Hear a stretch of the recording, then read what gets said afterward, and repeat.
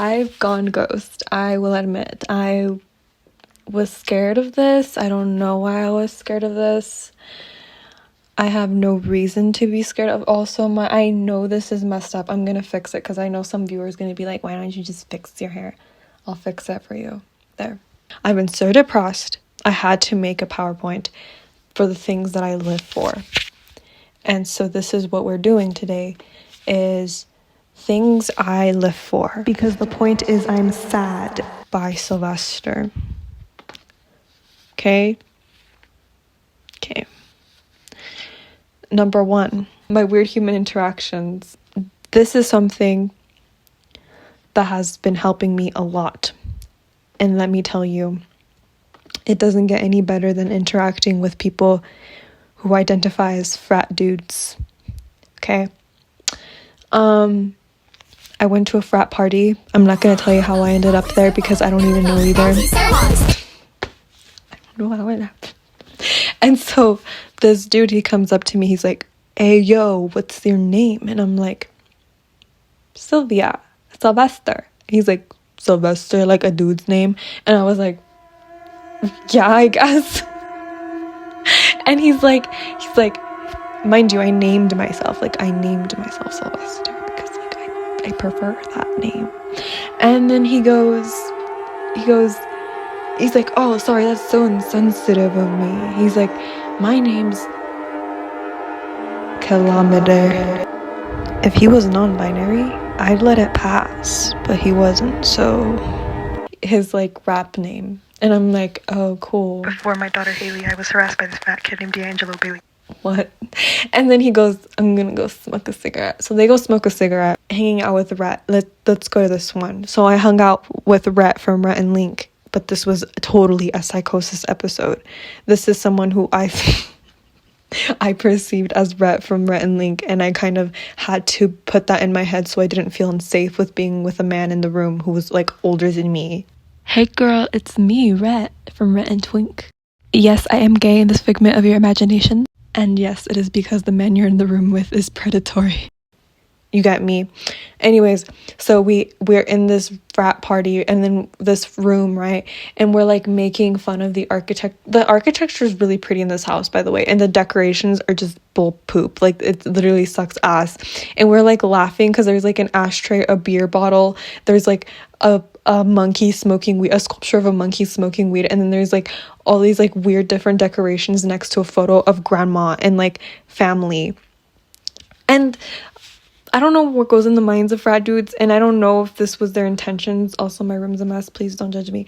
If this is like what goes up in the minds of frat dudes, but like, dude, that's like insane. Like, you're going to have a beautiful home, and then you guys need like those what's it called, queer eye? Those people, that gay man who goes from house to house and helps them with their decor. You guys need them. You guys need help. Genuinely need help. I played piano with that Kilometer dude, and it was kind of a spiritual experience for him, I think. And then, no, it's for me, I learned something. I had to be humble. I had to get near a frat dude. And then he was like, oh, that was beautiful. And I was like, right? And then he's like, let's go get drunk. And I was like, okay, cool. So he went to go get drunk, and everyone else went to go get drunk. I didn't go get drunk. I stayed there with Kat. Me and Kat were there. Oh, this girl named, I don't know, that's not actually her name, I just named her that. We were there, we were kind of talking and blah blah blah, and then I left. But anyways, that's how that happened. And then yeah, that was not fun. It was not a fun experience. I don't think I'm ever gonna go to another one of those because it's literally Utah. It's a frat party in Utah. I remind you, I live in Utah. Get me the fuck out of here. Watching my friends get high. I did not get high myself. And mind you, I'm just an observer. I'm an observer of all of this. I'm an observer. So I watched my friends get high. I sat on the couch and I watched them get high. Everyone started getting really spiritual out of nowhere.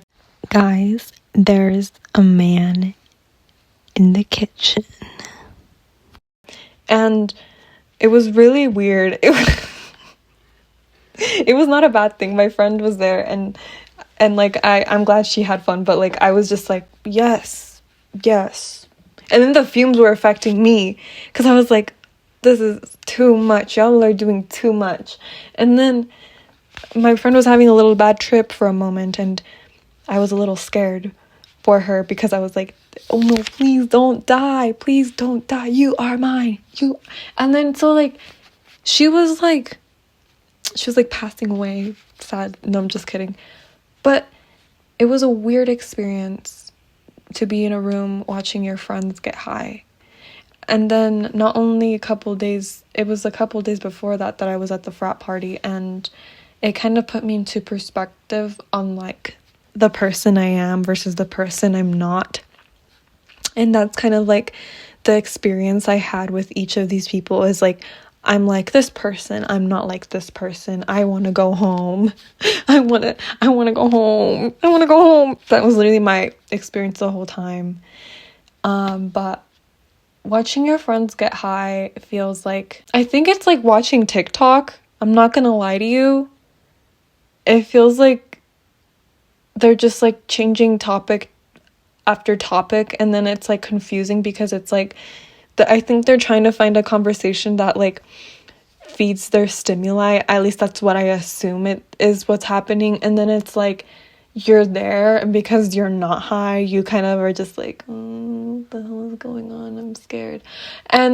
But also, yeah, that's what happened.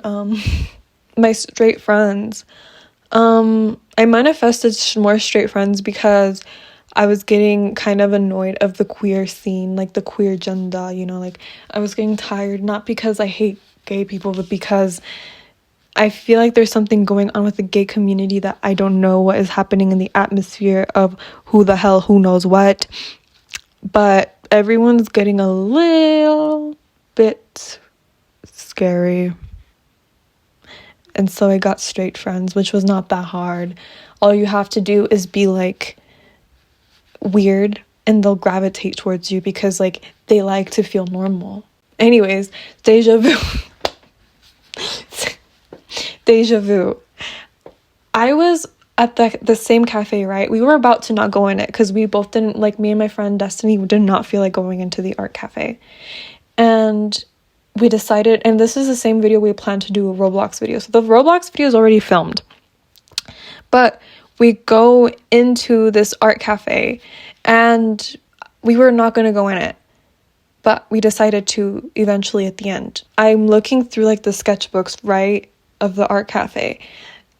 I pause at a sketchbook, and suddenly I'm like, I'm living my dream, right? Like I'm living in a dream. Like I've dreamt about this before. To the same two old people in my dream were right next to me to my left. And then Destiny, my friend, came up to me and asked me about a pencil that she looked at, and that happened in my dream. And at the time, Destiny and I were not friends. So I'm like, why is she in my dream, back then? But it made sense to me now because I was like, well, we're friends now. Like, we're friends. Like, I never thought we'd be friends again. And then she comes up to me and asks me, like, about the pencil. And then, there's two girls on the couch next to me cuddling. And I'm just like, whoa, like, this is my dream. I've dreamt about this before. Like, I've dreamt about this before. And it was scaring me because it was like, you know how deja vu only lasts 1 second or like something like that? This lasted me like 10 seconds of deja vu. And I was like freaking out. And the girl working there at the time, or like volunteering to work there, she probably thought I was crazy or something. Because I think she could have heard me, or maybe she didn't, I don't know. But like, everyone was like, what the hell is this girl on? But I spoke out loud. I was like, Destiny, I dreamt about this. I dreamt of this very moment right now. And so we were freaking out because I was freaking out. I literally had anxiety. Like, my hands were shaking. I had sweaty palms. My face was sweating. We went into the car, and like we looked up online. Like, we did all this research, and it was like, I don't know, it said something about how I'm on the right path. And so that's what I'm praying for, that I'm on the right path and that I'm doing the right things for myself. Because if I'm not, well then, I really had nothing else to say. And this doesn't feel like my like regular PowerPoint videos because I feel like in my other ones I'm more relaxed, and this one may feel a little rushed, so I'm sorry if it does feel like that. I've just been really depressed lately. I really don't know why, which is why I literally made this here, things I live for. And of course I live for my friends and stuff, but like sometimes people are not always going to be the main focus in your life, and I feel like that's a little hard for people to understand, because connections and people mean a lot to everyone, right? But like another thing I want is purpose, and when I have no purpose and I only have people, I start to think that people are my purpose, when that's not the truth. Like, I have a bigger purpose than just the friends around me and myself, you know? There are things I'm doing that mean a lot to me. And so yeah, that's why I made this video, because one, I needed to post. Two, I felt bad because like I have not been posting in a while, and yeah. But everyone, please take care. If you're feeling depressed, don't be scared to reach out to somebody or get help, or indulge yourself in hobbies, because it could save you. It could literally save you. It saved me. Like I got into a bunch of things that like helped me get out of my slump. But and YouTube was one of those things when like TikTok was like shutting down and everything. But please take care and don't be too hard on yourself. Be gentle. And if you have to push yourself, but also know your limits. Bye.